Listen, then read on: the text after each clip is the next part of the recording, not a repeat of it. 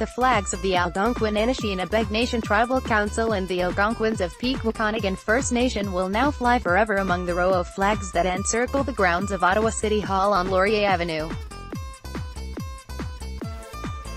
The council's Grand Chief Verna Polson called the raising of the permanent flags a historic occasion and start on the City of Ottawa's reconciliation with the Algonquin people.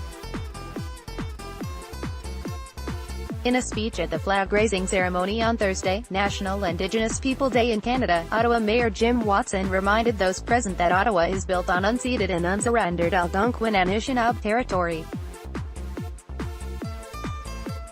Read more. Toronto sign changed to honor Indigenous Peoples Day. When it comes to reconciliation, this is a start, Polson said.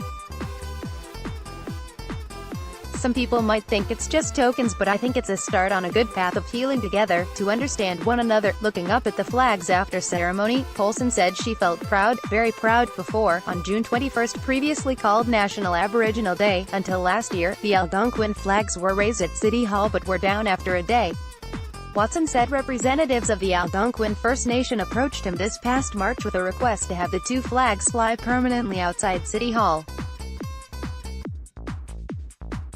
Today, the two flags were smudged with smoke before being offered to the city and raised on the flagpoles.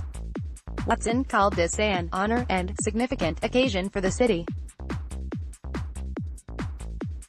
Read more. Guelph's Market Square hosting Indigenous celebration. Chief Kirby Whitedick of the Algonquins of Pikwakanagan First Nation said gestures like today's flag raising, while they are symbolic, do matter and demonstrate that the city is committed to helping Algonquin people feel welcome in the city of Ottawa. When we have symbols of Algonquin people and showcases of Indigenous elements in art and culture, it makes Algonquin youth and our students who come here and work here say they're recognizing us, he said. If you look up, they're flying just as high as every flag here. That to me, is a very strong symbol of recognition of what our role is and what our place should be within Canada, within the Algonquin territory. Polson said there's still much work to be done in Ottawa and the Algonquin people's reconciliation journey. Watson reiterated today the city is moving forward with its Reconciliation Action Plan, passed earlier this year as a response to the Truth and Reconciliation Commission's calls to action for addressing the harm caused by Canada's residential schools.